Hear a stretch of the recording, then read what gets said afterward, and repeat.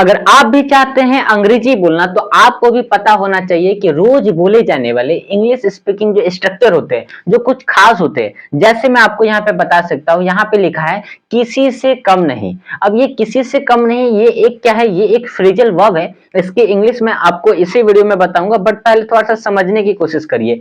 किसी से कम नहीं, अब इसके साथ हम सेंटेंस कैसे बनाएंगे? मेरा दोस्त किसी से कम नहीं है, मेरा दोस्त किसी से कम नहीं है, मेरा गांव किसी से कम नहीं है। समझ में आ रहा है? आप इस तरीके से सेंटेंस बना सकते हैं, बहुत सारे सेंटेंस बना सकते हैं। कैसे बना सकते हैं, इसका स्ट्रक्चर क्या है, हर एक चीज मैं आपको आज के इस वीडियो में बताने वाला हूं। दूसरे पे बात करेंगे, मेरी समझ से बाहर, यानी कि उसकी बातें मेरी समझ से बाहर है, उसकी बातें मेरी समझ से बाहर है। यानी कि आपने यहां से भी सेंटेंस बनाना शुरू कर दिया, और ये सभी एक फ्रेजल वर्ब है, स्पीकिंग के स्ट्रक्चर है। इसका स्ट्रक्चर भी मैं आपको बताऊंगा, और इतना आसान तरीके से बताऊंगा कि आज के बाद से और इसी वीडियो के बाद से आप लोग लगभग अंग्रेजी बोलना तो सीख ही जाएंगे, क्योंकि बहुत ही सरल तरीके से आज के इस वीडियो में मैं आपको एग्जाम्पल और स्ट्रक्चर दोनों बताने वाला हूं।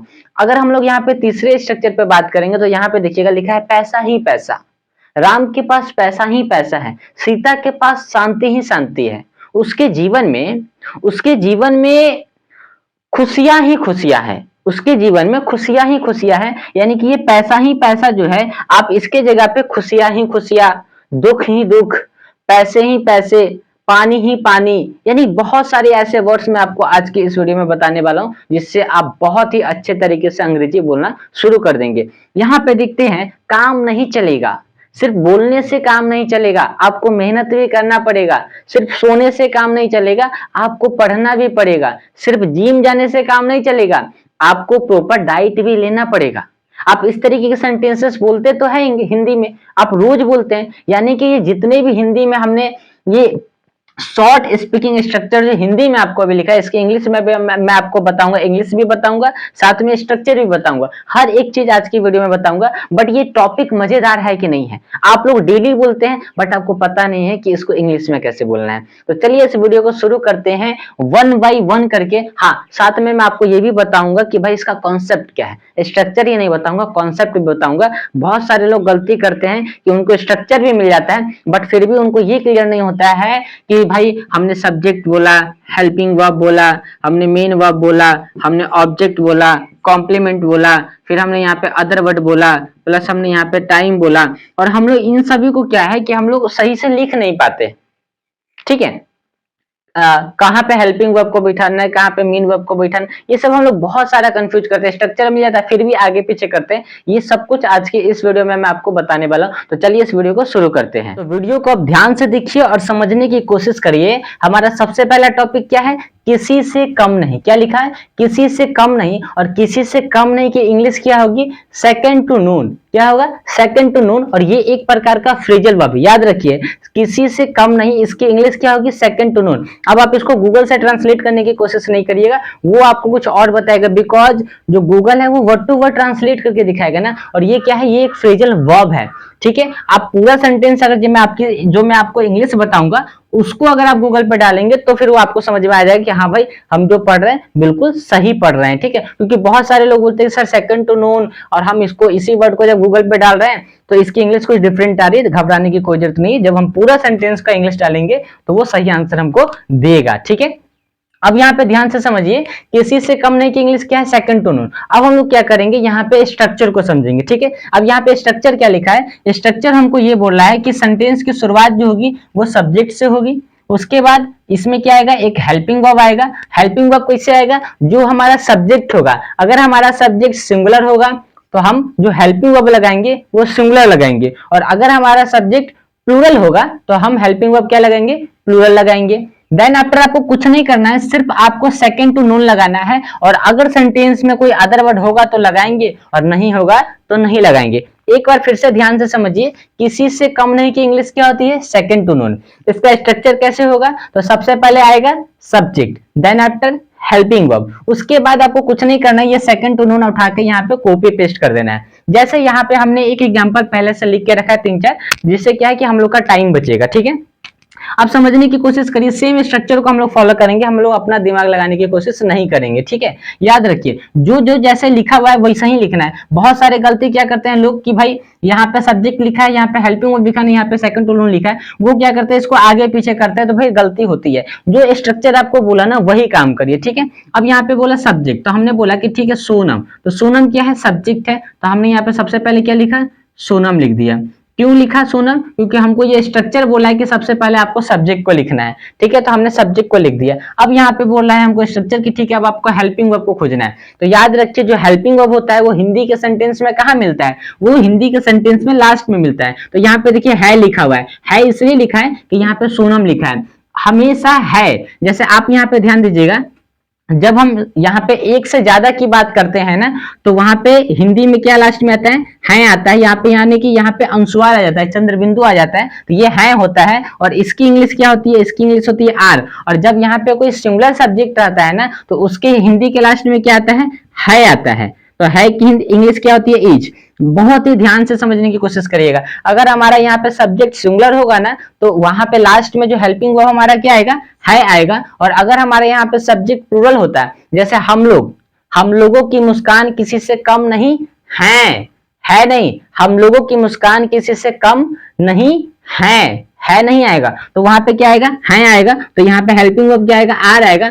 बट यहाँ पे सोनम जो है वो अकेले है, सिंगुलर सब्जेक्ट है, इसलिए यहाँ पे क्या है आया। तो है की इंग्लिश क्या होगी, इज होगी। तो अब हम यहाँ पे क्या लगा देंगे, हेल्पिंग वर्ब की जगह पे हम हेल्पिंग वर्ब की जगह पे इज लगाएंगे। तो देखिए हमारे यहाँ पे सोनम सब्जेक्ट हो गया और हेल्पिंग वर्ब इज हो गया। लेकिन सॉरी यहाँ पे थोड़ा सा ध्यान हमको 1 मिनट यहाँ पे देना है। हमको ये देना है कि सोनम की मुस्कान, यानी कि सोनम की मुस्कुराहट भी हम बोल सकते थे, लेकिन मुस्कुराहट की जगह पे हमने मुस्कान लिख दिया, ठीक है।